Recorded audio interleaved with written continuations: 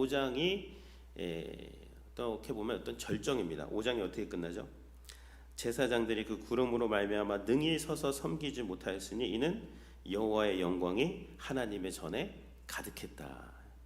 그 인간이 만든 말씀대로 만든 그 성전 안에 하나님께서 하나님의 임재가 너무나 강력해서 제사장들이 서서 섬길 수가 없었다. 하나님의 임재가 너무나 강력해서 우리가 예배드리다가 하나님의 은혜가 그냥 너무 강력해가지고 그 예배를 제대로 드릴 수조차 없는 그런 은혜와 감격이 이 솔로몬 성전에 있었다. 그렇게 볼 수도 있는 것이죠. 그러면 이 우리가 성전의 이 핵심이 뭐냐면 언약궤가 성전으로 들어오는 것입니다. 그러니까 언약궤가 우리 마음에 늘 이 중심에 있어야 된다는 거예요. 언약궤가 빠진 아무리 화려한 성전, 뭐 바다의 물이 뭐 수영장만큼 그렇게 많고 막 금으로 다 뒤덮여 있어도 하나님의 언약궤가 그 성전에 그 좌정하시고 임재하시지 않으면 그 언약궤는 무용, 그 성전은 이제 그냥 겉모습만 있는 것이죠. 그래서 여기서 이제 다 마치고 나서 2절에 보면 이 솔로몬이 여호와의 언약궤를 다윗성 곳 시온에서부터 메어 올리고자, 여기서 언약궤가 나오잖아요. 바로 언약궤를 메어 올리고자. 이 언약궤가 이제 블레셋으로 뺏겼다가 다시 또 좀 있다가 지금은 다윗성 시온에 있는데요. 이것을 솔로몬 성전으로 가져오려고 하는, 그리고 이제 모세 시대 때 지은 성막의 재료들도 있습니다. 기부들, 그것도 다 메어 올리려고 하는 그러한 장면이 되는 것이죠. 그래서 그렇게 할 때 지금 뭐 장로들이라든지 지파의 우두머리 이스라엘 족장들을 다 소집을 합니다. 그래서 언제 하면 좋을까? 이제 일곱째 달, 이때는 장막절도 있고 절기들이 많으니까 그 절기랑 연결을 해가지고 봉헌식 7일, 장막절 또 7일, 거의 14일을 축제 분위기로 해서 이 성전을 이제 올려드리고, 그때에 이 언약궤, 여호와의 언약궤가 이 성전으로 들어오는 그런 것들을 이제 택하게 되는 것이죠. 근데 여기 이제 언약궤 본문이 2절부터 10절까지인데 거의 대부분이에요, 5장에. 근데 여기서 다 이제 성전 어떻게 언약궤가 성전으로 들어오는가를 묘사를 하면서 2절에 메어 올렸다. 또 4절에도 레위 사람들이 궤를 매니라. 5절에 보면 궤와 회막과 장막 안에 있는 모든 거룩한 기구를 메고 올라가되 레위 제사장들이 그것들을 메고 올라가매. 뭐 맨다는 말이 계속 나와요. 7절에도 또 나와요. 제사장들이 여호와의 언약궤를 그 초소로 메어 드렸으니,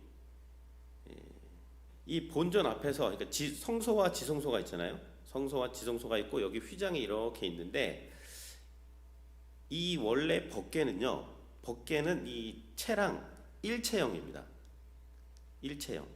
일체형이어가지고 이 법궤를 이제 지성소에 이제 안치를 하는데, 거기에 이제 옮겨 놓는데, 그거를 옆으로 이렇게 옮겨놨는지 혹은 가로로 옮겨놨는지 세로로 옮겨놨는지 모르겠지만, 가로로 옮겨놨을 경우에는 이 휘장 끝에서 채 끝이 보였다는 거예요.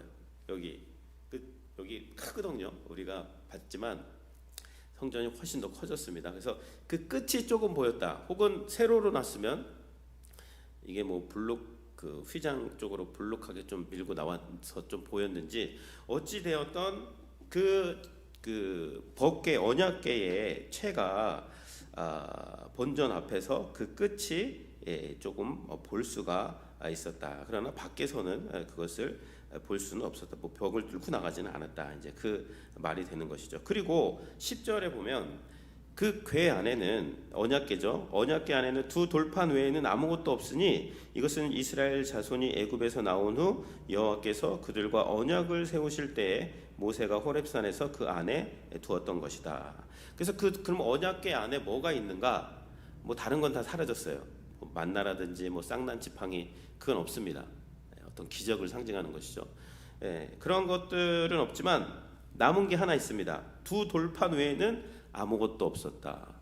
그래서 그 솔로몬 성전에서 지금 강조하는 것은요, 언약궤, 하나님의 언약궤고 그 언약궤 안에 말씀이 있다는 거예요.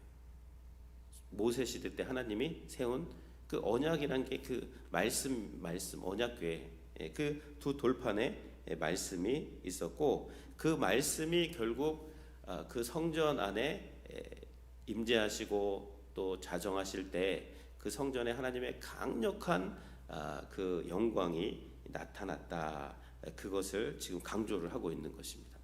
그러니까 이제 그 포로에서 돌아와서 성전을 짓고 참 뭔가 뭐 우리가 돌아와서 성전을 지으면 옛날 다윗의 어떤 영광이 재현이 되는구나라고 바란 어떤 1차 독자들, 이 역대기의 1차 독자들에게 지금 뭐 아론의 쌍난 지팡이도 중요하고 만나도 중요하지만 그러나 지금 이 언약궤에 있는 거는 두 돌판이다.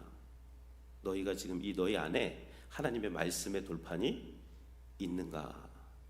그리고 그 언약궤의 끝에 채가 조금 보였잖아요. 그 보였다. 구약 시대에는 뭔가 이게 조금 이렇게 보였다. 이거를 되게 오늘날까지 볼 수 있다. 되게 리얼하게 실감 있게 지금 묘사를 하고 있는데 이 언약궤가 결국은 우리 안에서는 예수 그리스도가 되는 것이죠. 예수 그리스도께서 우리를 위해서 하신 그 사역과 십자가와 어떤 부활의 그 사역들을 우리가 그냥 끄트머리를 조금 보는 게 아니라 휘장을 다 이제 그냥 위로 아래로 찢어지고 젖혀버리고 밝게 우리가 볼 수 있다는 것이죠. 그래서요, 신앙생활에서 중요한 것은 우리가 늘 점검해야 되는 것은 하나님의 말씀이 우리 안에 있는가, 그거를 계속 점검하셔야 돼요. 0점 조준, 사격을 할 때 0점 조준을 항상 해야 됩니다. 이게 자꾸 돌아가 있어요. 그러면 사격하기 전에 0점을 조준한 다음에 이제 그래서 0점 조준은 기준을 맞추는 것인데, 그러니까 이 새벽 기도가 무엇이냐면요, 말씀으로 기준을 맞추는 거예요. 왜냐하면 인간은 다 자기 중심적입니다. 감정 중심적이고요, 환경 중심적이고요, 자기 생각 중심적이에요. 그래서 이 말씀에 이 언약궤가 없으면, 이 말씀 중심이 아니면, 하나님의 말씀으로 늘 나를 맞추지 않으면 어느새 이 말씀과 멀어져 가지고 환경 중심으로, 전통 중심으로, 내가 해오던 것 중심으로, 나 중심으로 할 수밖에 없어요, 사람은. 그러면 하나님의 영광이 거기 나타나지 않습니다. 그럼 하나님의 영광은 어디에 나타나요? 여기 보세요. 메고 올렸다는 거 계속 강조하잖아요. 다윗은 열정이 넘쳤어요. 그래서 다윗이 열정이 넘쳤을 때 이 언약궤를 모셔오려고 했을 때 어떻게 했어요? 말씀대로 안 했단 말이에요. 열정만 갖고 했단 말이에요. 그렇게 해서 어떻게 됐죠? 그때 뭐 수레에 실어 오다가 막 수레가 소가 뛰고 하다가 사람이 막 죽고, 그래서 거기에 있고 다음에 잘 연구를 해가지고 이제 매여서 여기서도 매여서 계속 매여서, 그리고 그럼 중심 안에는 뭐가 있냐? 다른 게 아니다. 하나님의 말씀이 거기 있다는 거예요. 그러면 오늘도 이렇게 와서요, 하나님의 말씀이 우리 안에 있어야 돼요. 우리가 교회 봉사를 모든 것을 할 때 저도 마찬가지예요. 말씀에 비춰서 모든 사역들을 하고, 그러면 간단해요. 하나님의 말씀에 비춰가지고 네 모든 것을 기준을 잡으면요, 간단합니다. 근데 말씀이 없는 거예요. 그리고 뭐가 있을까요? 전통이 있습니다. 자기가 해오던 게 있어요. 자신의 감정이 있습니다. 또 환경이 있어요. 그러면은 이 영광, 그 여호와의 하나님의 영광이 전에 가득한 그런 것이 아니라, 또한 그냥 이 성전의 사람들이 그냥 성전만 밟고 가는 그러한 생활이 또 될 수가 있다는 것이죠. 그러면 이렇게 하나님의 이 언약궤가 말씀이 우리 안에 충만하고, 정말 이 말씀이 충만하던 게 뭐예요? 그 예수 그리스도의 십자가와 부활 사역과 하나님의 성령의 임재가 우리 안에 충만하게 되면 어떠한 현상이 일어나는가? 11절부터 이제 14절인데요. 여기는 찬양입니다. 찬양대들이 여기 그 유명한 찬양 워십 리더들이 있었어요. 아삽, 헤만, 여두둔. 기도 제목입니다. 하나님께서 우리 교회 이런 유명한 워십 리더들을 주님 보내주십시오. 기도하고 있는데요.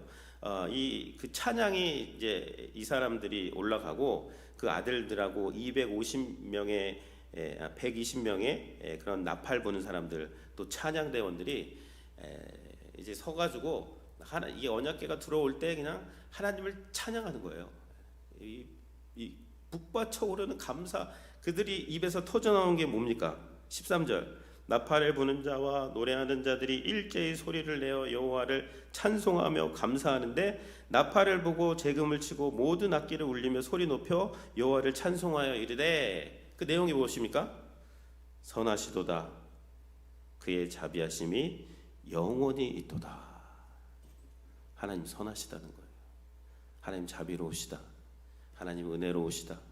하나님이 말씀하셨고, 하나님이 다윗 우리 선대에 이것을 성전을 짓는다고 하셨고, 진짜 솔로몬 때에 짓게 하셨고, 정말 이 언약궤가 여기에 말씀대로 들어갔고, 하나님은 정말 선하시고, 하나님은 은혜로우시고, 하나님은 자비로우시고, 하나님은 영원하신 하나님이시다. 그러면서 거기 안에 모인 사람들이 하나님의 말씀으로 충만해서 이 찬양을 하나님께 올려드릴 때, 그때 이 성전에 그냥 그 여호와의 영광의 구름이 가득해가지고 압도를 하는 거예요. 압도하면 어떻게 돼요?